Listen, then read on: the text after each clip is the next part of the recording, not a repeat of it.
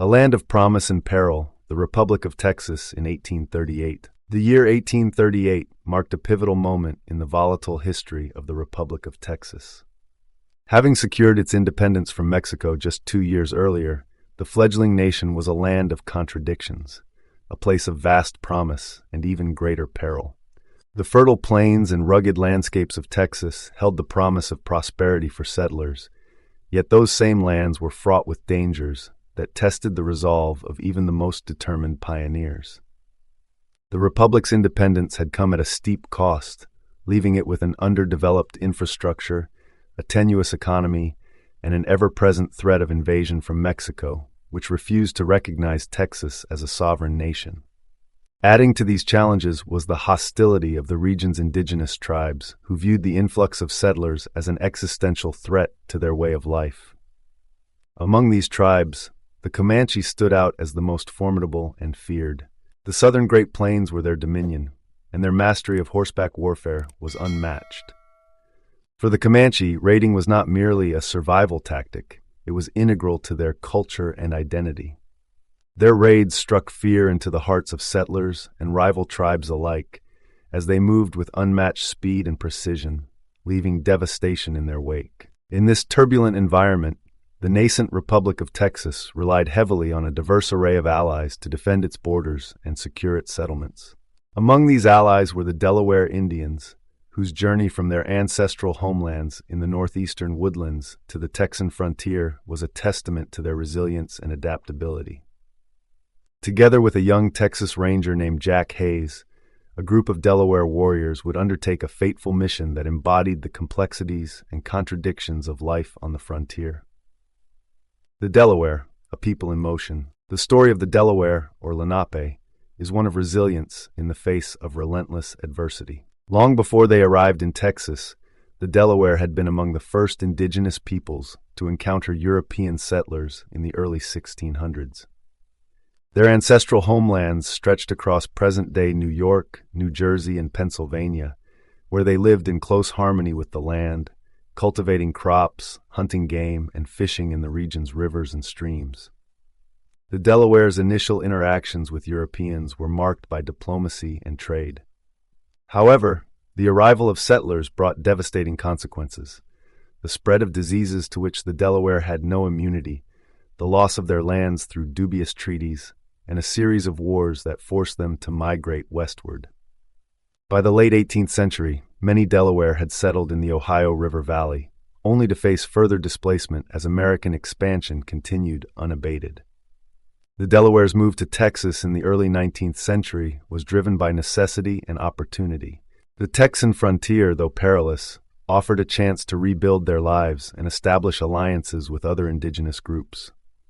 They forged a particularly strong bond with the Caddo, who shared similar experiences of displacement. Together, these tribes navigated the shifting power dynamics of the region, forming alliances with settlers and the Republic of Texas government when it suited their interests. The Delaware's willingness to serve as scouts, guides, and warriors for Texan settlers was both a pragmatic choice and a reflection of their warrior ethos. They brought invaluable knowledge of the land and its inhabitants, making them indispensable allies in the struggle against the Comanche. Yet, this alliance was fraught with irony and tension, as the Delaware's service to Texian settlers often placed them in opposition to other indigenous groups.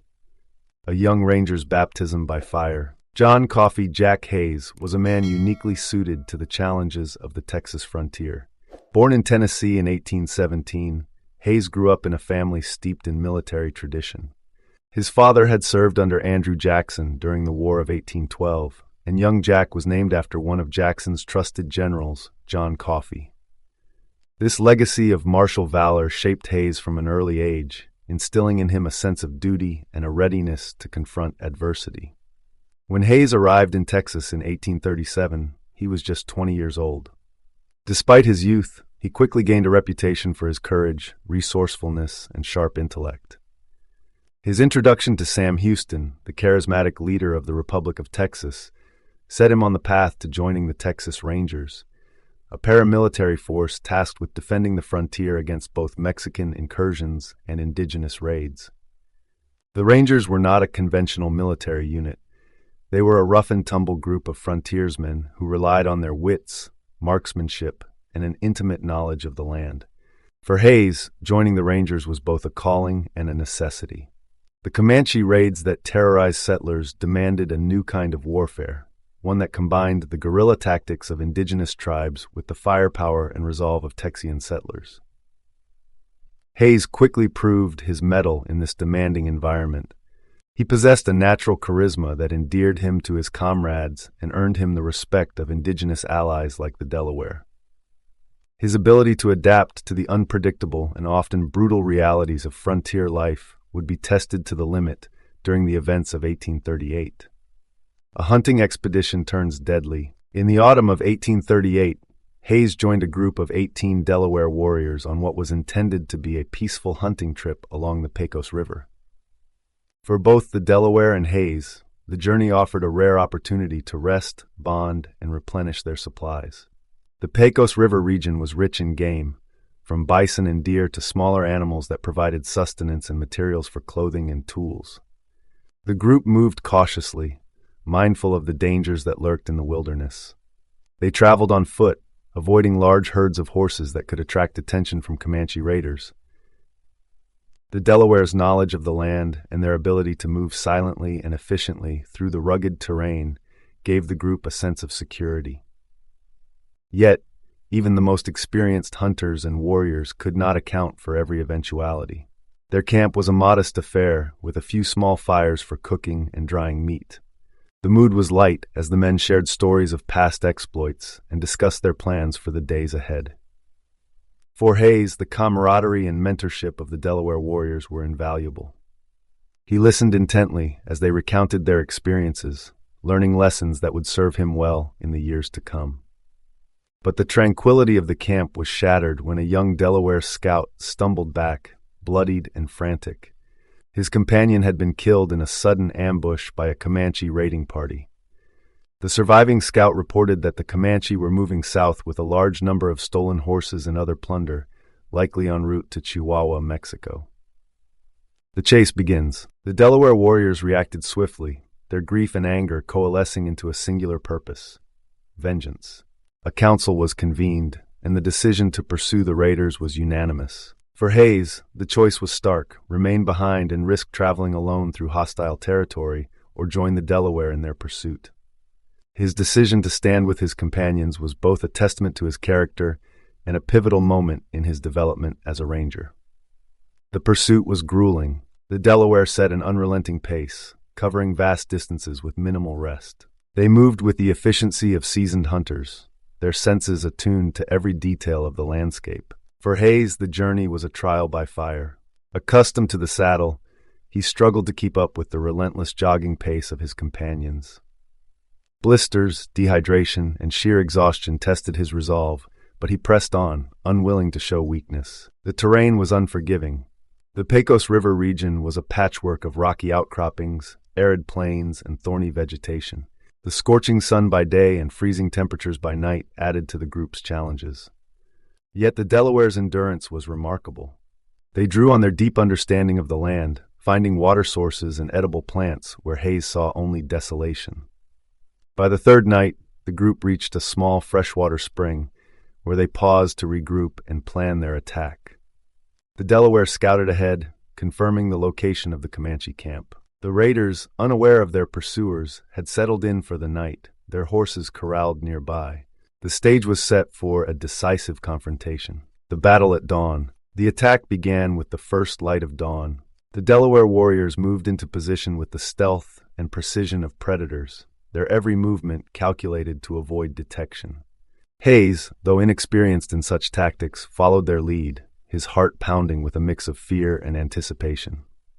When the signal came, the Delaware unleashed a devastating volley of gunfire. The element of surprise worked to their advantage, throwing the Comanche camp into chaos. As the raiders scrambled to respond, the Delaware pressed their advantage, firing a second volley before charging into the camp. The ensuing battle was a maelstrom of violence. The Delaware fought with a ferocity born of grief and determination, wielding rifles, tomahawks, and knives with deadly precision. Hayes, though outnumbered and outmatched in experience, proved his mettle in the heat of combat. He fired his rifle with deadly accuracy and wielded his knife with a resolve that belied his youth. The Comanche, though caught off guard, fought back with their characteristic bravery and skill. Their warriors were masters of close-quarters combat, and the fight devolved into a brutal melee. The clash of steel, the crack of gunfire, and the cries of the wounded filled the air as both sides struggled for survival.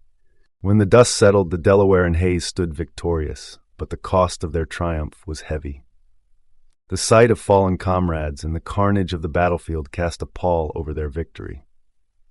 The Delaware recovered their stolen horses and plundered goods, but the loss of their own warriors tempered their satisfaction. The group abandoned their hunting trip and returned to San Antonio, where their arrival was met with both admiration and unease. The story of their battle spread quickly, adding to Hayes's growing legend and reinforcing the reputation of the Delaware as fierce and reliable allies. Yet the episode also highlighted the grim realities of life on the frontier, a world where violence was often the only means of survival. The Pecos River confrontation of 1838 was a microcosm of the broader struggles that defined the Texas frontier. For the Delaware, it was a reminder of their precarious existence in a land that offered them little stability or security. Despite their contributions to the Republic of Texas, they would soon face the same fate as countless other tribes, forced relocation to Indian Territory. For Hayes, the battle was a formative experience that shaped his career as a Texas Ranger. He would go on to become one of the most celebrated figures in Texas history, known for his daring exploits and his role in shaping the Rangers into an elite force. Yet, the lessons he learned from the Delaware, lessons of resilience, adaptability, and the importance of alliances, would remain with him throughout his life. The story of this unlikely alliance and their shared struggle against the Comanche serves as both a testament to the courage of those who lived on the frontier and a poignant reminder of the complex and often tragic history of the American West.